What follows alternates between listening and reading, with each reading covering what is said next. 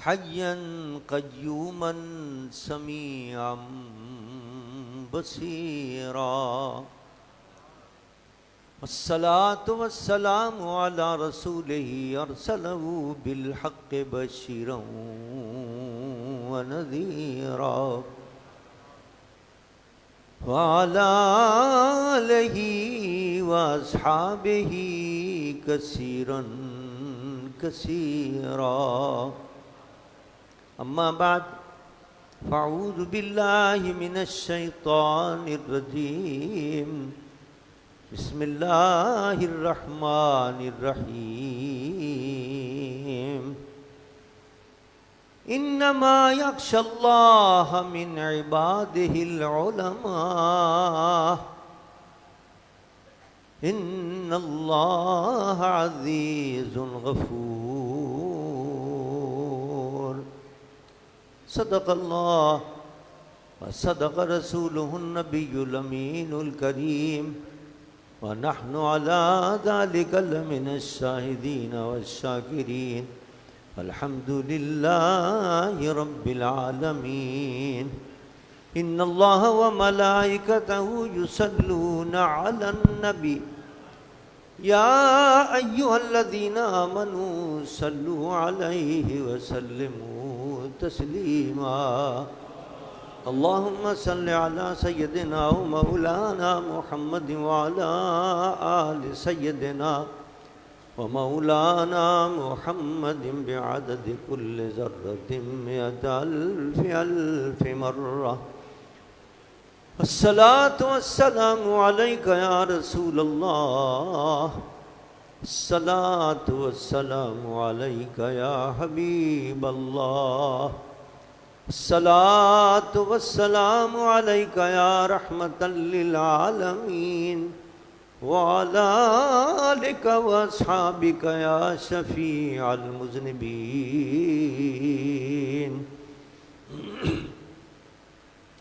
حمد و صلاۃ کے بعد مقتدر مشائخ اعظام واجب الاحترام علماء کرام اور حاضرین محفل، آج ہم اور آپ ایک بار پھر اللہ کے ایک مقبول بندے قطب وقت، عارف کامل، عاشق صادق حضرت قبلہ حکیم مشتاق احمد صاحب رحمۃ اللہ تعالی علیہ کے عرس مبارک کی تقریب میں حاضر ہو کر اپنے اپنے دامنوں کو اللہ کی رحمتوں سے مالا مال کر رہے ہیں۔ وہ ذات کہ جس نے پوری ایک صدی علم و عرفاں کے موتی بکھیرے اور عشق مصطفیٰ کی خوشبوئیں پھیلائیں، اور آج اس دنیا سے رخصت ہونے کے بعد بھی ان کی قبر انور اور ان کی مزار انور سے فیض نہ صرف جاری ہے بلکہ بڑھ گیا ہے فیض۔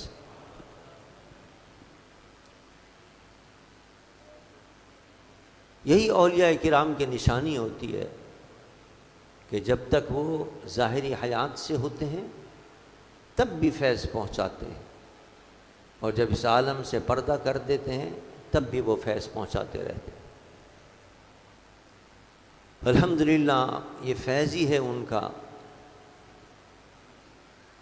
مختلف اسکولوں کے صورت کے اندر،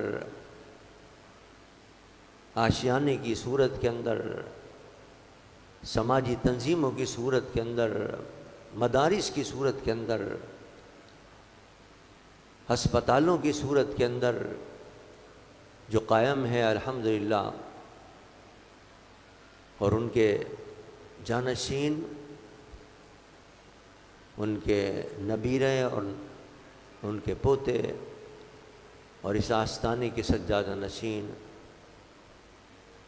عزیزم حضرت قبلہ حکیم ظہیر احمد صاحب رحمت دامت برکاتہم العالیہ اس کی سرپرستی فرما رہے ہیں، اور الحمدللہ یہ فیض دن اور رات، دن دگنا رات چوگنا ہو رہا ہے۔ اللہ تعالیٰ اس فیض کو قیامت تک جاری و ساری رکھے اور اس کے اندر مزید اضافہ فرمائے۔ حاضرین محترم، قرآن پاک کی جو آیت میں نے تلاوت کی ہے، رب کائنات فرما رہا ہے انما یخشی اللہ من عبادہ العلماء، بے شک اللہ کے بندوں میں اللہ سے علماء ہی ڈرتے ہیں۔ اب علماء جانتے ہیں کہ عربی کے اندر جب پہلے فعل ہوتا ہے، پھر فاعل ہوتا ہے، پھر مفعول ہوتا ہے، لیکن اگر مفعول کو پہلے لے آیا جائے پھر انا بھی لگا دیا جائے تو یہ حصر کا فائدہ دیتا ہے۔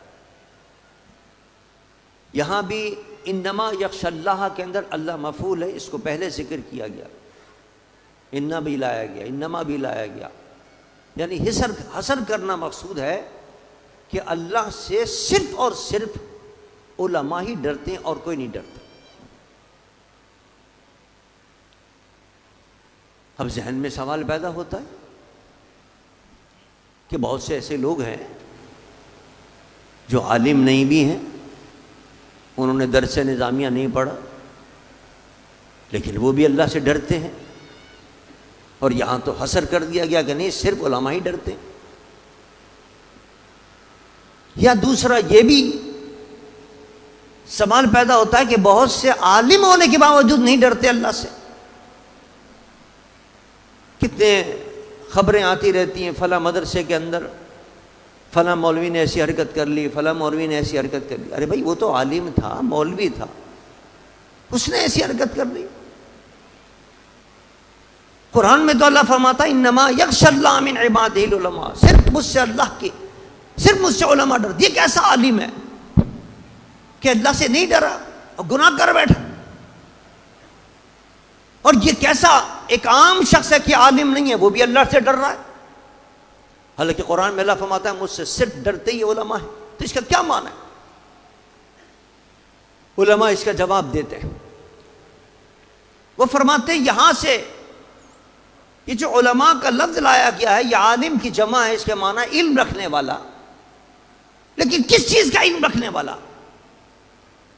اس سے مراد ہے اللہ کی ذات اور صفات اور اللہ کی عظمت اور کبریائی کا علم رکھنے والا۔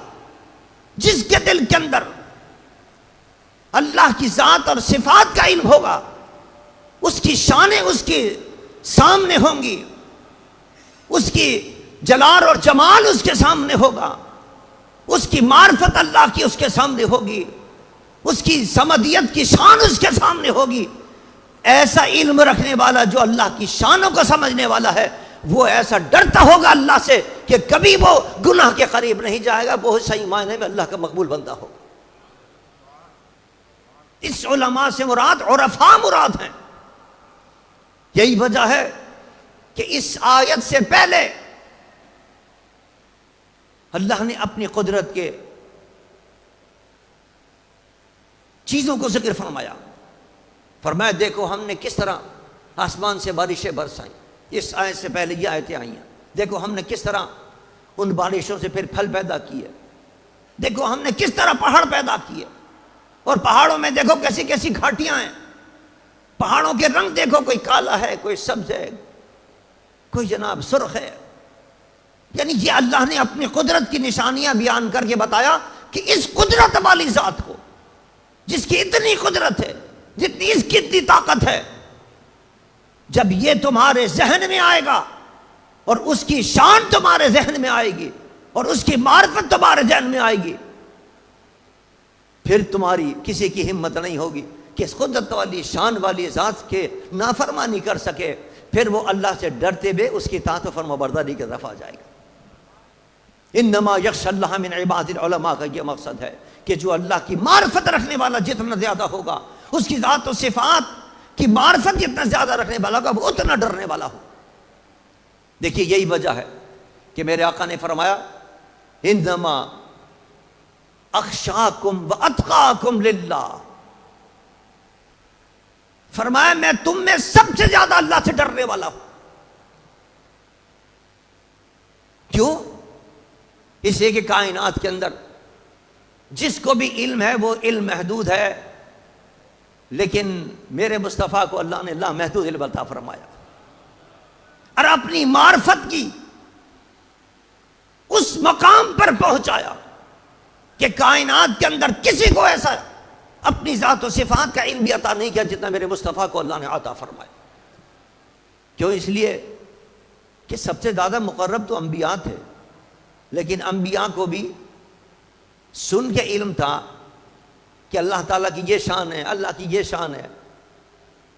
کہ حضرت موسیٰ کو کلام فرما لیا، اس کے ذریعے ان کا علم آ گیا، لیکن اللہ کو دیکھا کسی نے نہیں تھا، لیکن میرے مصطفیٰ کو اللہ نے اپنا دیدار کرایا اور معراج کی رات ساری کائنات کی سیر کرائی کہ دیکھیں میری قدرت، دیکھیں جنت کو بھی دیکھیں، جنت میں میرے جمال کو بھی دیکھیں، دوزخ کے اندر دیکھیں، دوزخ کے اندر میرے جلال کو بھی دیکھیں، اور پھر میرے پاس آ کر میرا دیدار کر کے میری شان کو بھی دیکھیں۔ جب اللہ نے اتنا علم عطا فرمایا تو میرے مصطفیٰ نے فرمایا انما اخشاکم واتقاکم، چونکہ علم بھی میرا سب سے زیادہ ہے تو اللہ نے مجھے خوف بھی زیادہ عطا فرمایا۔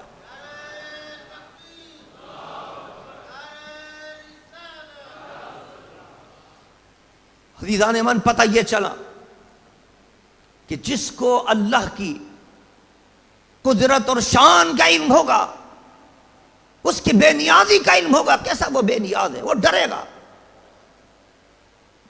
ذرا اس کی شان بے نیازی تو دیکھیے، اس کی شان سمدیت تو دیکھیے۔ حدیث روایت میں آتا ہے،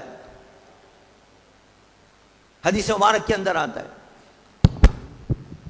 ایک عورت ہے، اس نے ایک بلی کو بند کر دیا اور کہیں چلی گئی، بلی کو کھانے کو کچھ نہیں ملا، وہ مر گئی۔ عبادت گزار تھی، نماز روزے کی پابند تھی وہ عورت۔ اللہ نے فرمایا نہیں، ہماری ایک مخلوق کو تو نے مار دیا بلا وجہ، چھوڑ کے چلی جاتی، وہ خود اپنا کھانا تلاش کر لیتی۔ فرمایا جاؤ اس کو جہنم میں ڈالو، وہ عورت جہنم میں چلی گئی۔ ایک مرد تھا، وہ جا رہا تھا، گرمی کے دن تھا، اس نے دیکھا کہ ایک کتا ایک مٹی جو تر ہے اس کے اوپر گرمی کی وجہ سے اس کی زبان نکلی ہوئی ہے، اس تر زمین کے اوپر وہ اپنی لبان کو لگاتا ہے کہ کچھ مجھے پانی مل جائے، لیکن پانی نہیں ہے، دور دور۔ اس نے اپنا موزہ لیا، موزے کے اندر پانی بھرا کنویں میں سے، اور وہ پانی نکال کے اس کے آگے ڈال دیا۔ رب نے فرمایا اس نے ہماری اس مخلوق کا خیال کیا ہے، جاؤ ہم نے اس کو معاف کیا، اس کو جنت کے اندر بھیج دو۔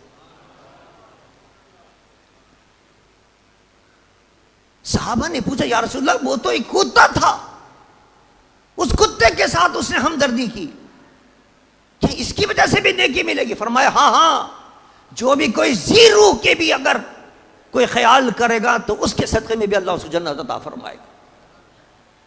اور ایک روایت میں تو ایک عجیب بات میں نے پڑھی، ایک بڑے اپنے وقت کے محدث گزرے ہیں، جب ان کا وصال ہوا، حالانکہ ساری زندگی پڑھتے پڑھاتے گزری، حدیث پڑھتے پڑھاتے گزری، لیکن جب وصال ہو گیا تو کسی نے خواب میں دیکھا، پوچھا کیا گزری؟ تو وہ عظیم وقت کا محدث کہتا ہے کہ رب نے فرمایا کہ ہم نے تمہیں صرف ایک تمہاری عمل کی وجہ سے ہم نے تمہیں بخشا۔ لوگ حیران کہ اتنی ساری زندگی عمل کیے، اچھے اچھے عمل کیے، وہ کون سا عمل تھا جو اللہ کو پسند آ گیا؟ فرمایا جب تم، اللہ نے فرمایا جب تم لکھ رہے تھے، پہلے زمانے کے اندر قلم کے اندر، قلم کو ڈبوتے تھے سیاہی کے اندر اور پھر سیاہی لے کے پھر لکھا کرتے تھے، تو قلم کو ڈبو کر جب تم نے لکھا تو قلم کے اندر سیاہی تھی تھوڑی سی، اور اس سیاہی پر ایک مکھی آ کے بیٹھ گئی، مکھی پیاسی تھی، اس کو ہٹایا نہیں، تم نے اس کو اڑایا نہیں، بلکہ اس کو پینے دیا، وہ سیاہی پیتی رہی، اپنی پیاس بجھا کے جب چلی گئی وہ، ہم نے اس عمل کے صدقے کے تمہیں بخشش فرما دی، جنت عطا کر۔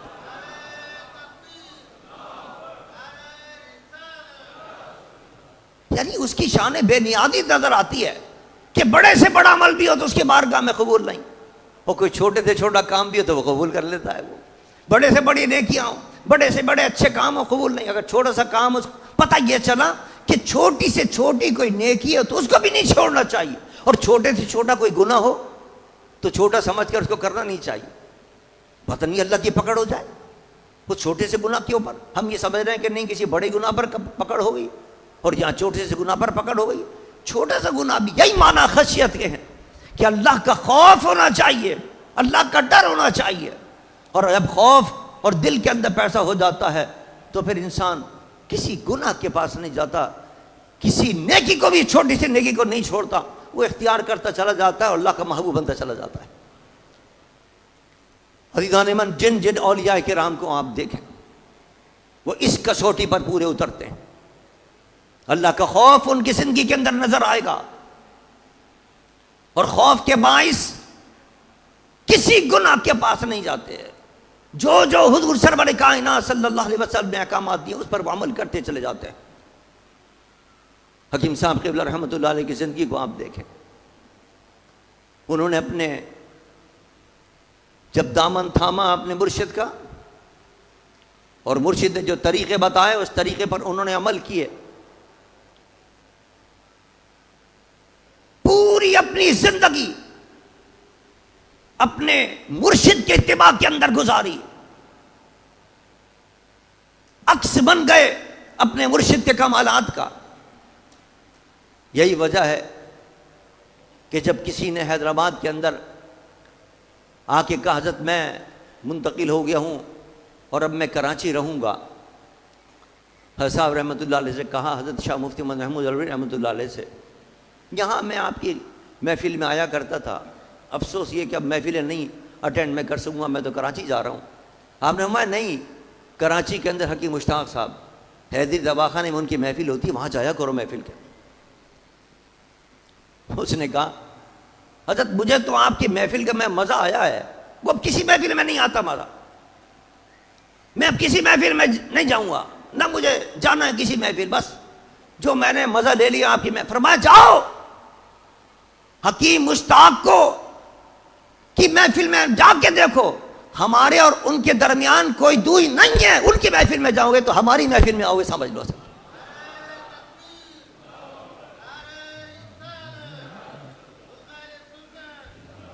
ہاں، اسی لیے تو کہا نا کسی شاعر نے کہ فنا اتنا تو ہو جاؤں میں ذات عالی میں۔ حکیم صاحب قبلہ فنا فی المرشد، اپنے مرشد کے ذات میں فنا ہو گئے تھے، سارے کمالات انہوں نے اختیار کر لیے اپنے مرشد کے۔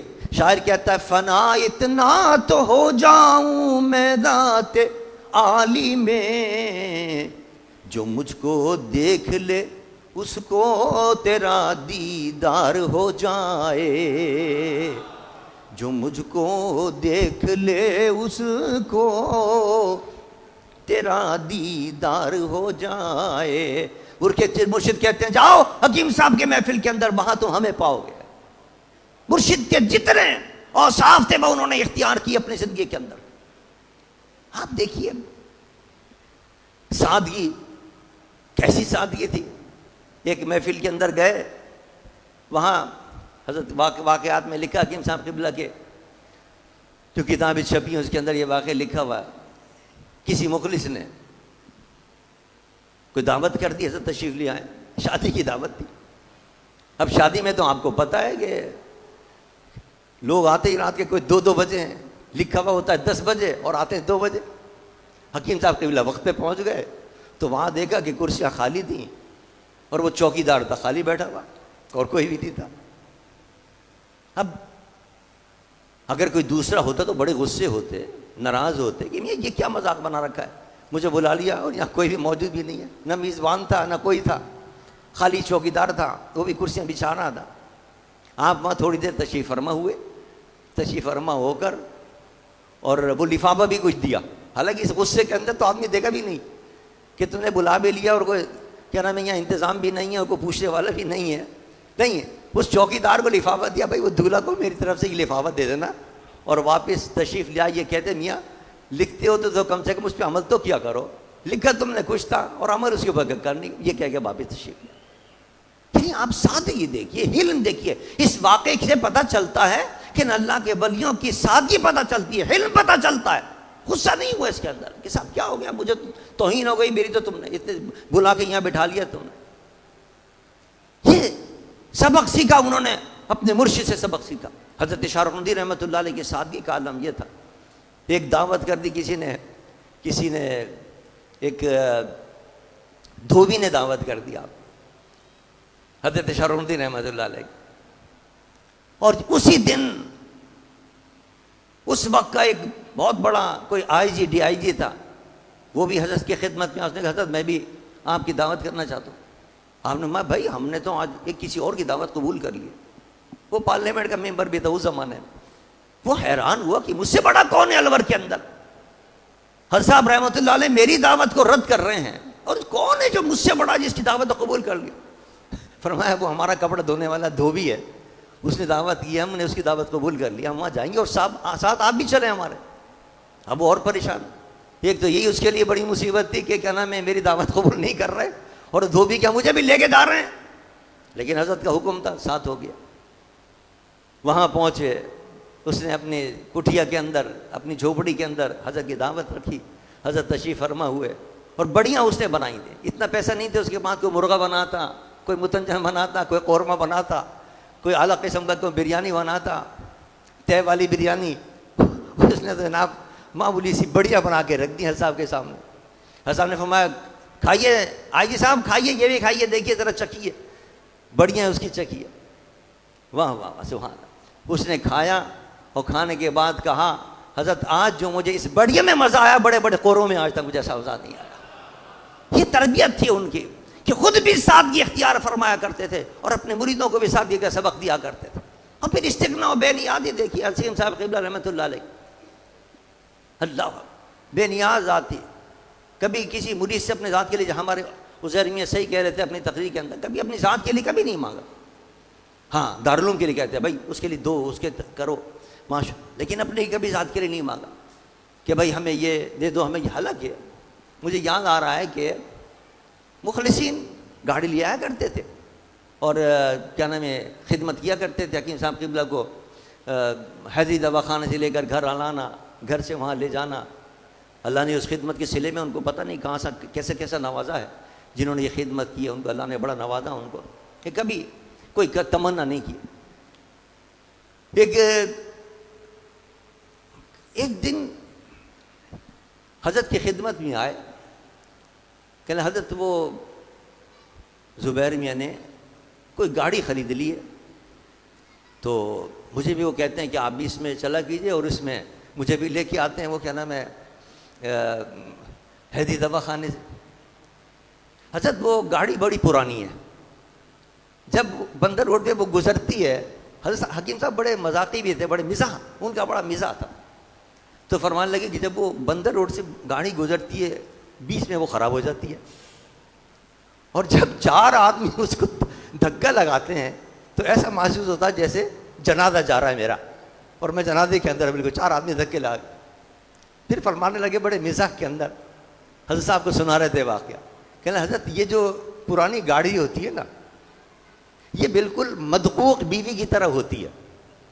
مدقوق بیوی کا مطلب جس کو دق ہو جائے، جس بیوی کو، تو بیوی کو اگر دق ہو جائے، اس زمانے یہ لا علاج مرض تھا نا، اب تو اس کا دق کا علاج نکل آیا ہے، دق کا اس زمانے میں کوئی علاج نہیں ہوتا تھا، تو انسان علاج کر کر کے تھک جاتا ہے بیچارہ، پریشان ہو جاتا ہے، ساری زندگی اس کی برباد ہو جاتی ہے اپنی بیوی کی خدمت کرتے کرتے، علاج کرتے کرتے۔ لیکن یہی حال پرانی گاڑی کا ہے، دق والی بیوی کی طرح ہے یہ گاڑی بھی، ہم اس کی خدمت کر کر کے تھک جاتے، لیکن یہ ٹھیک نہیں ہوتی بالکل۔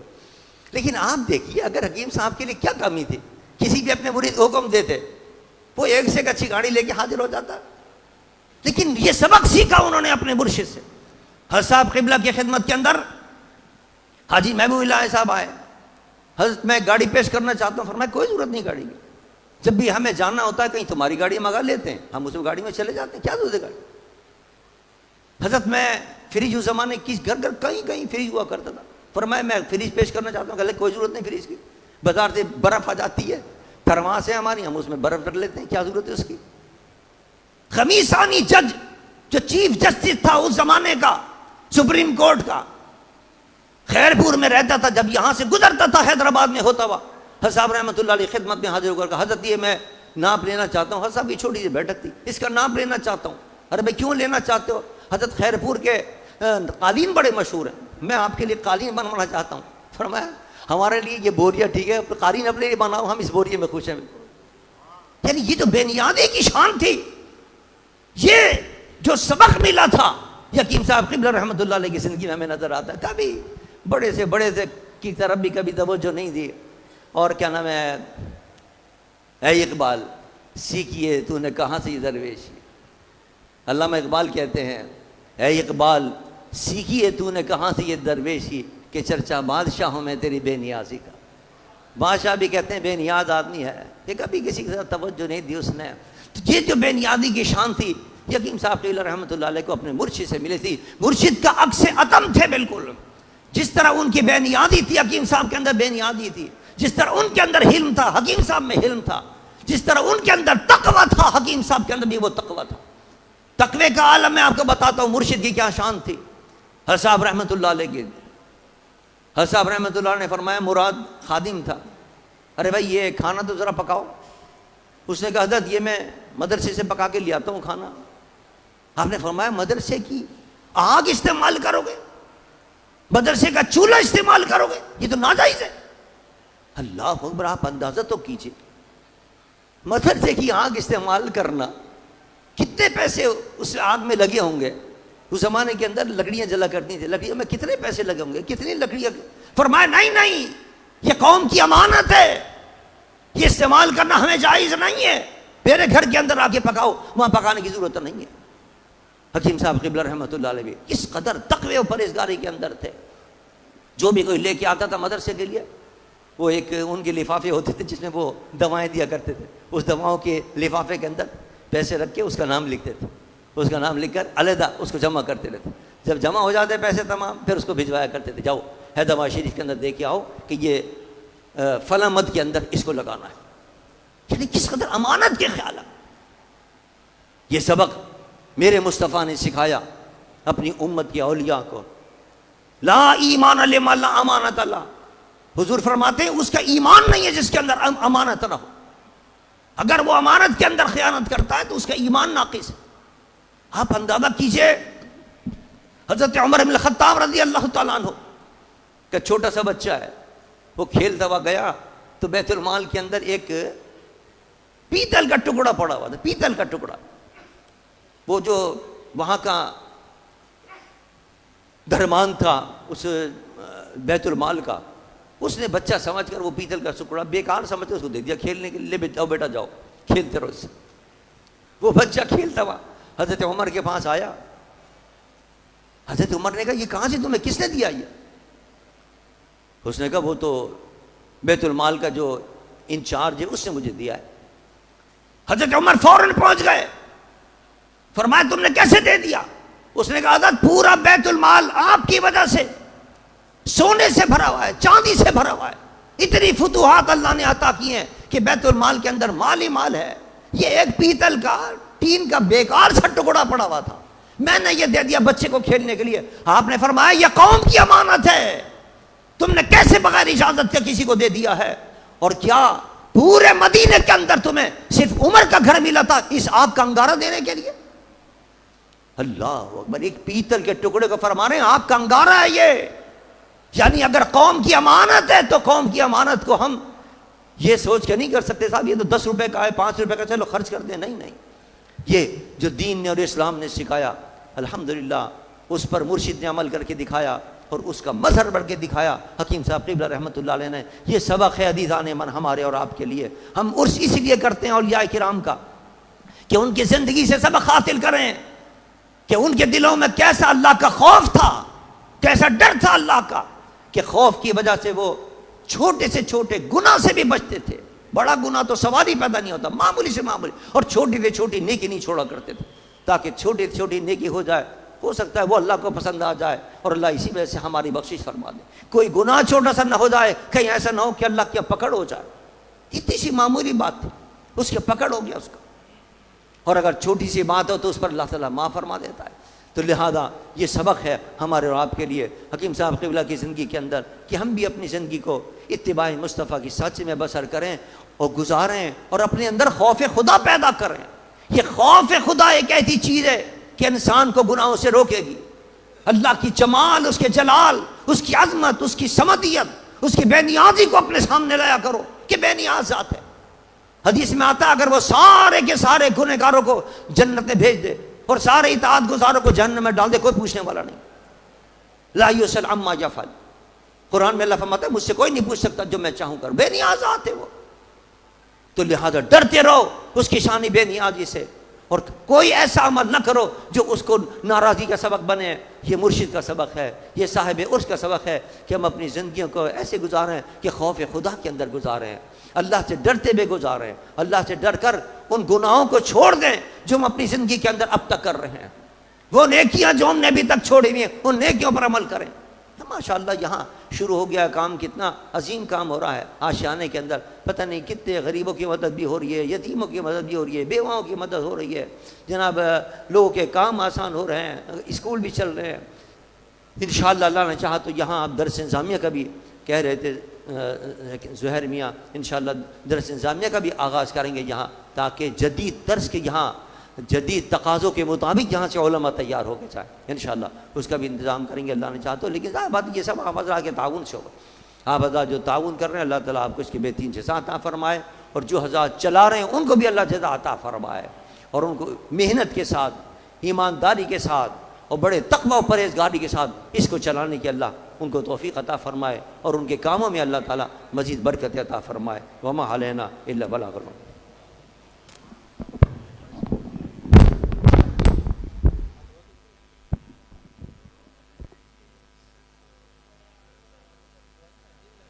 اے اللہ اپنی محبت عطا کر، اپنے رسول پاک کی محبت عطا، اے اللہ اپنے محبوب کے محبوبوں کی محبت عطا، اے اللہ اتنا ایمان عطا، اے اللہ عمل خیر کی توفیق عطا، اے اللہ عمل صالحہ کی توفیق عطا، اے اللہ ہمارے اعمال میں اخلاص عطا کر، اے اللہ قبولیت عطا کر، اے اللہ ہمارے ظاہری باطنی دونوں بیماریوں کو اپنی رحمت سے دور کر دو، اے اللہ اس عالم میں اور اس عالم میں اور برزخ میں ہم کو ہمارے متوسلین اور عزیزوں کو عزت عطا کر، عافیت عطا کر، بیماروں کو صحت عطا کر، جن جو معاشی مشکلات میں ان کے مشکلات عطا کر، جو اور اپنی ذمہ داری کی الجھنوں دقتوں اور پریشانیوں میں بطریق احسن ان کو ان آرزوؤں کو پورا کر اور ان کو اپنی ذمہ داریوں سے نجات عطا کر۔ ربنا تقبل منا انک انت السمیع العلیم،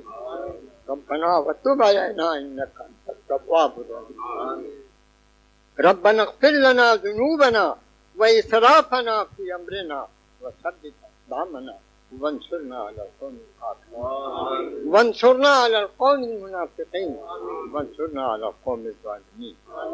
قال اللہ تبارک و تعالی فی شان حبیبہ ان اللہ و ملائکتہ یصلون علی النبی یا ایہا الذین آمنوا صلوا علیہ وسلموا تسلیما۔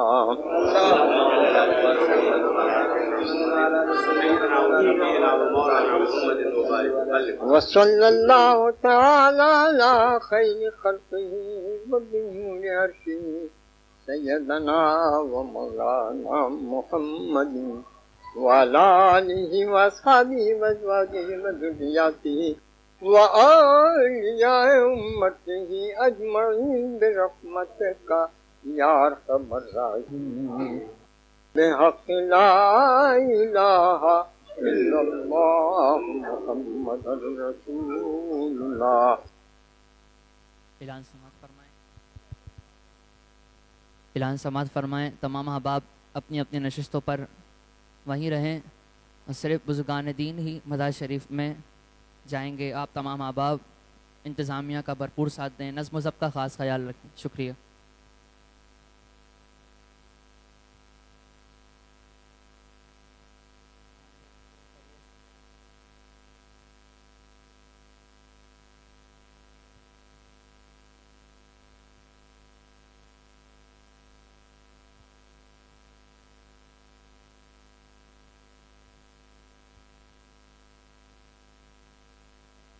بلغ العلا بکمالہ بلغ العلا بکمالہ کشف الدجی بجمالہ حسن جمیع خصالہ صلو علیہ وآلہ صلو علیہ وآلہ جسے چاہا در پہ بلا لیا جیسے چاہا در پہ بلا لیا جیسے چاہا اپنا بنا لیا. مصطفیٰ جان رحمت پہ لاکھوں سلام شمع بز میں ہدایت پہ لاکھوں سلام عاصیوں تھام لو دامن مصطفیٰ عاصیوں تھام لو دامن مصطفیٰ اور پڑھو رب کی رحمت پہ لاکھوں سلام مصطفیٰ جان رحمت پہ لاکھوں سلام غوث اعظم امام التقیٰ والنقیٰ جلوہ شان قدرت پہ لاکھوں سلام کچھ بھلائی نہ حسن عمل پاس ہے دن چڑھا حشر کا اور لگی پیاس ہے لطف آقا کی پھر بھی ہمیں آس ہے کیونکہ ہاتھوں میں دامن مشتاق ہے ایسے پیرے طریقت میں لاکھوں سلام کاش محشر میں جب ان کی آمد ہو اور بھیجے سب ان کی شوکت پہ لاکھوں سلام تو مجھ سے خدمت کے قدسی کہے ہاں رضا مجھ سے خدمت کے قدسی کہے ہاں رضا مصطفیٰ جان رحمت پہ لاکھوں سلام شمع بز میں ہدایت پہ لاکھوں سلام.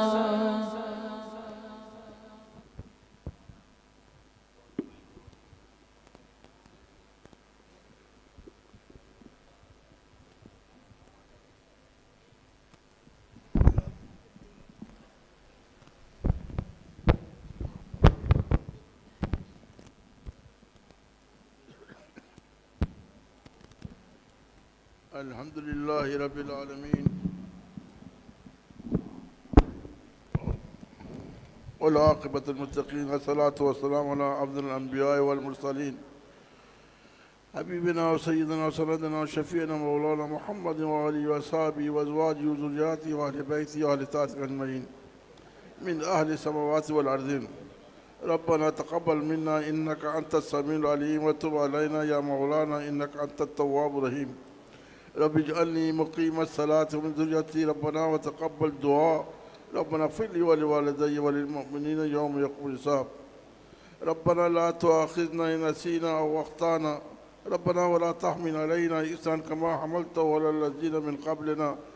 ربنا ولا تحملنا ما لا طاقة لنا به واعف عنا واغفر لنا وارحمنا. واعف عنا واغفر لنا وارحمنا.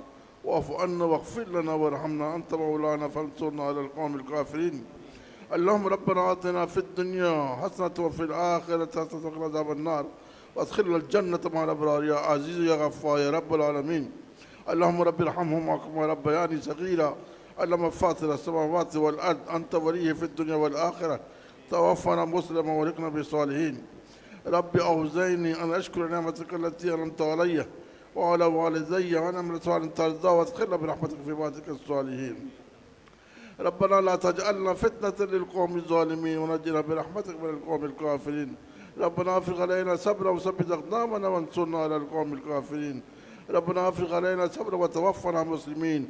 اللهم لك الحمد وإليك المشتكى بك المستغاث وأنت المستعان ولا حول ولا قوة إلا بالله. لا إله إلا الله الحليم الكريم سبحان الله رب العرش العظيم والحمد لله رب العالمين. نسألك موجبات رحمتك ورضاء مغفرتك والغنيمة من كل بر والسلامة من كل إثم وشفاء من كل داء. لا تدع لنا ذنبا إلا غفرته ولا هما إلا فرجته ولا كربا إلا نفسته ولا ضرا إلا كشفته ولا حاجة هي لك رضا إلا قضيتها يا أرحم الراحمين. اللهم اجعل توفيق رفيقنا وصراط المستقيم طريقنا. اللهم وصلنا إلى مقاصدنا تب علينا يا مولانا إنك أنت التواب الرحيم. اللهم ارزقنا لذة النظر إلى وجهك شوق إلى لقائك. اللهم أرنا الحق حقا فارزقنا اتباعه وأرنا الباطل باطلا وارزقنا اجتنابه. اللهم أرنا الحقائق الأشياء كما هي توفنا مسلمين والحقنا بالصالحين وادفع عنا شر الظالمين وشاركنا في دعاء المؤمنين ونبهنا نومة الغافلين وارزقنا شفاعة سيد المرسلين وادخلنا الجنة بسلام آمنين وعشرنا مع المتقين وخلصنا من النار يا مجير يا مجير يا مجير. اللهم اغفر لأمة محمد صلى الله عليه وسلم. اللهم ارحم أمة محمد صلى الله عليه وسلم. اللهم انصر أمة محمد صلى الله عليه وسلم. اللهم افتح لأمة محمد صلى الله عليه وسلم.